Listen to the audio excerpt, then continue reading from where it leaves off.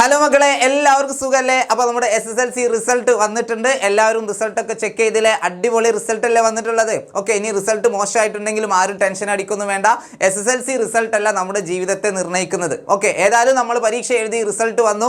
ചില ആളുകൾക്കൊക്കെ എക്സ്പെക്ട് ചെയ്ത പോലെ ഫുൾ A+ 9A+ ഒക്കെ കിട്ടിയിട്ടുണ്ടാവാം. ചില ആളുകൾക്ക് എന്താ പറയുക, എക്സ്പെക്ട് ചെയ്ത പോലെ മാർക്കൊന്നും വന്നിട്ടുണ്ടാവില്ല. നിങ്ങൾ ആരും നിരാശപ്പെടേണ്ട. ഓക്കെ, നമുക്ക് ഇനി അങ്ങോട്ട് നമ്മൾ SSLCയിൽ ചെയ്ത ആ ഒരു മിസ്റ്റേക്ക് ഇനി ആവർത്തിക്കാതിരിക്കുക, അത്രേ നമുക്ക് ചെയ്യാനുള്ളൂ അല്ലേ? ഇനി നമ്മൾ +1 +2 ഒക്കെ പഠിക്കുന്ന സമയത്ത് SSLCക്ക് എത്രത്തോളം നമ്മൾ ഹാർഡ് വർക്ക് ചെയ്തോ അതിൻ്റെ ഒരു ഇരട്ടി എഫേർട്ട് നമ്മൾ എന്ത് ചെയ്യണം? +1 +2 സമയത്ത് നമ്മൾ പഠിക്കണം. ആ ഒരു കാര്യം നിങ്ങൾ ചെയ്തു കഴിഞ്ഞാൽ നമ്മുടെ ലൈഫ് സെറ്റ് ആവും. ഓക്കെ, അപ്പോൾ SSLC റിസൾട്ട് അങ്ങ് മാറ്റി വെക്കുക. ഏതായാലും റിസൾട്ട് വന്നു, ഇനി നമുക്ക് +1 അഡ്മിഷൻ പ്രൊസീജിയറിലേക്ക് കടക്കണം. അപ്പോൾ നിങ്ങൾക്ക് വേണ്ട ഒരു കാര്യമാണ് പെർസെൻറ്റേജ് കണ്ടുപിടിക്കുക എന്നുള്ളൊരു കാര്യം. അത് പറയാൻ വേണ്ടിയിട്ടാണ് സാറ് വന്നിട്ടുള്ളത്. ഓക്കെ, നമുക്കറിയാം നമ്മുടെ SSLC സർട്ടിഫിക്കറ്റിൽ ഒരു കാരണവശാലും മാർക്ക് ഉണ്ടാവില്ല അല്ലേ? നമുക്ക് ഗ്രേഡുകളായിരിക്കും ഉണ്ടാവുക.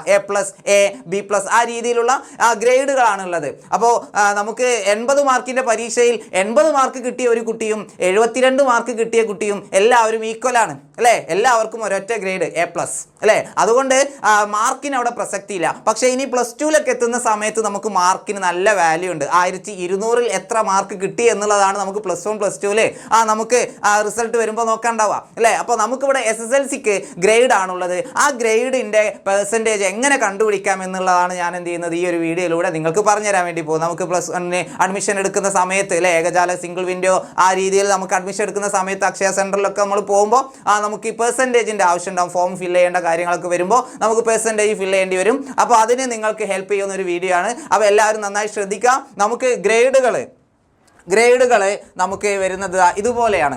ഓക്കെ, നമുക്ക് A+ ആണ് ലഭിച്ചിട്ടുള്ളത് എങ്കിൽ, ഒരു സബ്ജക്റ്റിൽ നമുക്ക് A+ ലഭിച്ചിട്ടുണ്ടെങ്കിൽ നമുക്ക് കിട്ടാൻ പോകുന്ന ഗ്രേഡ് പോയിന്റ് എന്ന് പറയുന്നത് 9 ആണ്.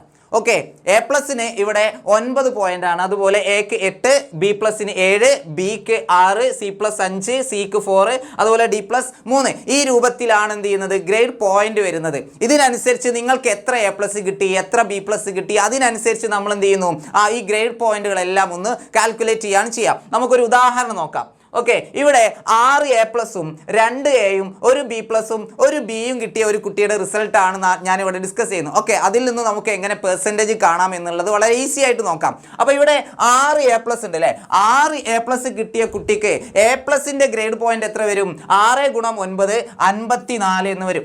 ഓക്കെ, 54 പോയിന്റ് ആണ് A+ നിന്ന് ലഭിച്ചത്. അതുപോലെ 2A ഉണ്ട്. 2A കിട്ടിയ കുട്ടിയാണെങ്കിലോ 2 × 8 16 അതുപോലെ ഒരു B+, 1 A അല്ലേ? അപ്പോൾ 7ഉം 6ഉം അല്ലേ? ഒരു B+, അതുപോലെ ഒരു Bയും കിട്ടിയ കുട്ടിക്ക് ഈ ഒരു പോയിന്റും കൂടി കിട്ടും അല്ലേ? അപ്പോൾ നമ്മൾ എന്ത് ചെയ്യുന്നു, ഈ പോയിന്റുകളെല്ലാം 54ഉം 16ഉം 7ഉം 6ഉം എല്ലാം നമ്മൾ എന്ത് ചെയ്യുന്നു, അങ്ങ് കൂട്ടുന്നു അല്ലേ? അങ്ങനെ കൂട്ടിക്കഴിഞ്ഞാൽ നമുക്ക് 83 എന്ന് കിട്ടും.